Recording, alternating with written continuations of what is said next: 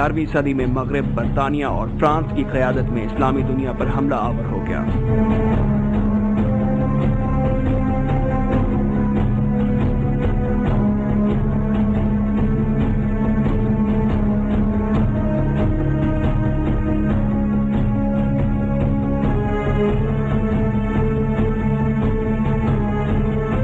عرب قوم پرستوں نے خلافت عثمانیہ کے خلاف جنگ شروع کر دی۔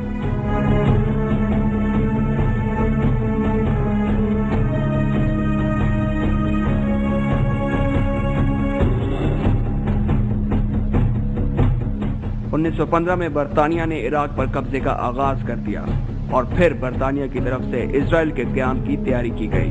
برطانوی افواج کے سربراہ جنرل ایلن بائے نے 11 نومبر 1917 کو فلسطین پر قبضہ کرتے ہوئے کہا کہ آج صلیبی جنگوں کا خاتمہ ہوا۔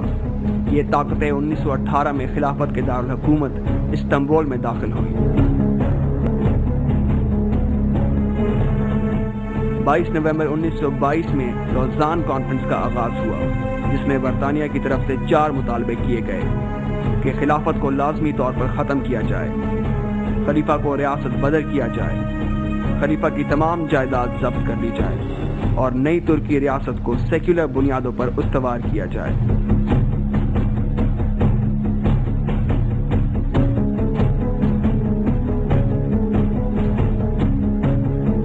اسی دوران مصطفیٰ کمال نے سازشوں کا آغاز کر دیا اور برطانیہ کے مطالبات کو تسلیم کر لینے پر آمادہ کر لیا۔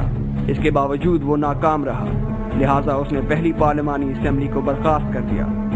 چونکہ دوسری نو منتخب اسمبلی نے بھی اس کے مطالبات کو پورا کرنے سے انکار کیا، لہٰذا ان مطالبات پر طاقت کے ذریعے عمل کرایا گیا اور خلیفہ کو محاصرے میں لے کر ریاست بدر کر دیا گیا۔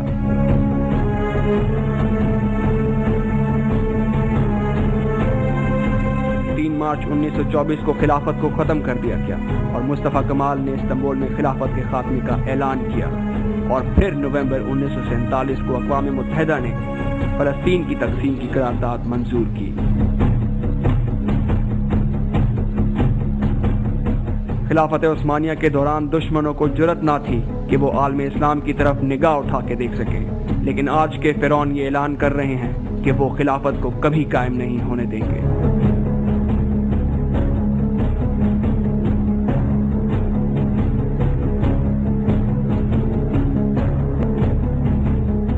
Believe that controlling one country will rally the Muslim masses, enabling them to overthrow all moderate governments in the region and establish a radical Islamic empire that spans from Spain to Indonesia.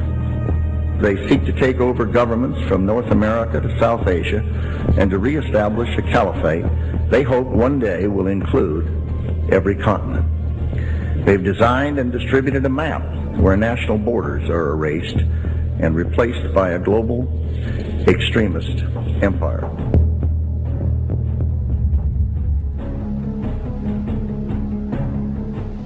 السلام علیکم viewers, welcome to brass ٹیک۔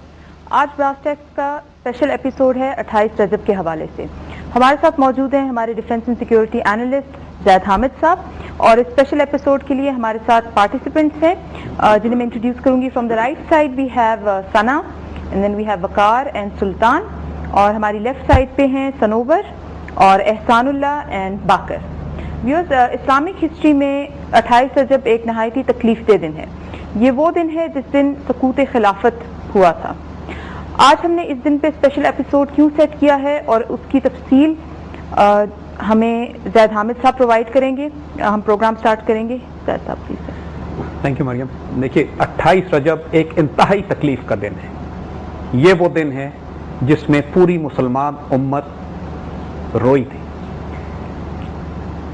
1300 سال تک Islamic institution of خلافت، جو کہ حضور صلی اللہ علیہ وآلہ وسلم کے دور سے لے کر خلافت راشدہ اور اس کے بعد آنے والے دور میں بھی قائم رہا،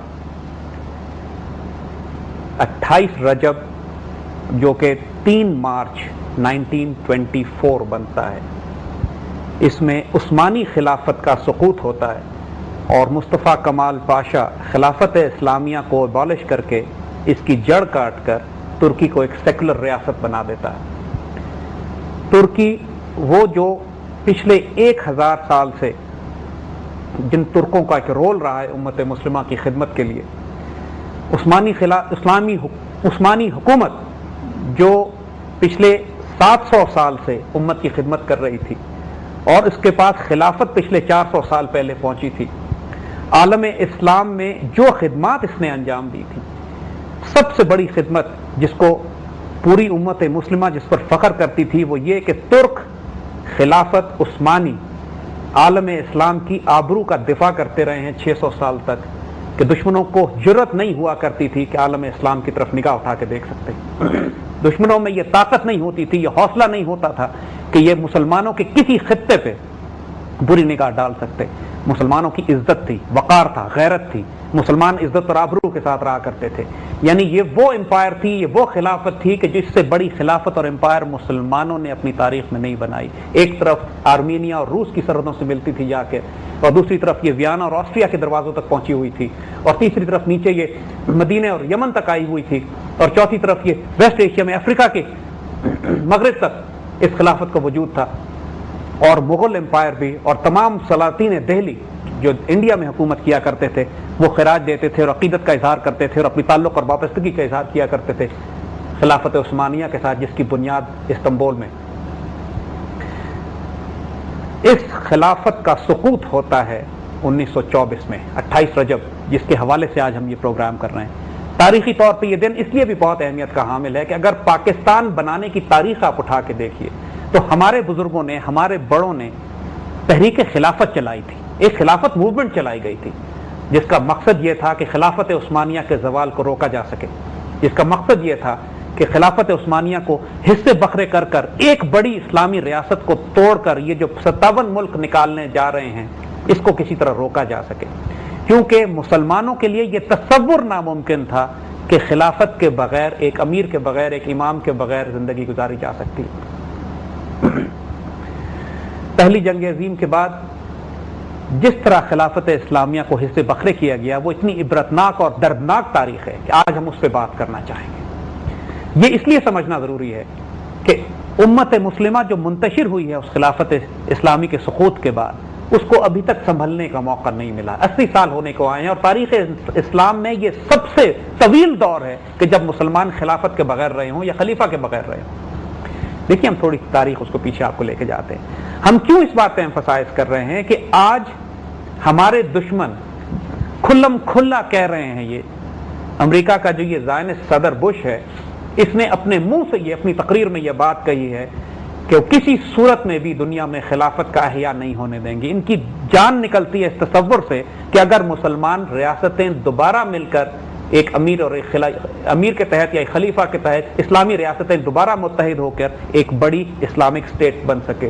یورپین یونین تو یہ بنا رہے ہیں، گریٹر نارتھ امریکن ریجن تو یہ بنا رہے ہیں، لیکن مسلمان جب بات کرتے ہیں اپنے اس مرکز کی طرف لوٹنے کا کہ جو 1300 سال سے یہ قائم رہے ہیں، تو ان کو اس سے دہشت طاری ہو جاتی ہے۔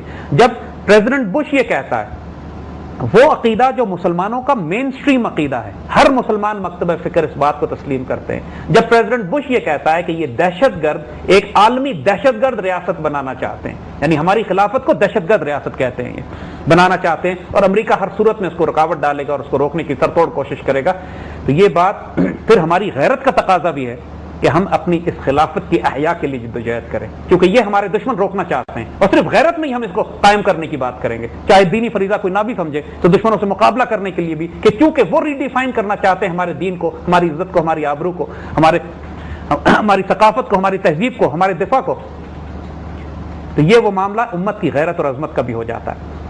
دیکھیے خلافت حوالے سے ہم کچھ باتیں پہلے کرنا چاہیں گے آپ سے۔ حضور صلی اللہ علیہ وآلہ وسلم نے بڑی خوبصورت حدیث میں، بڑی طویل حدیث میں بڑی خوبصورت بشارت فرمائی، ہم صرف اس کا جنرل مفہوم بیان کر رہے ہیں اس وقت۔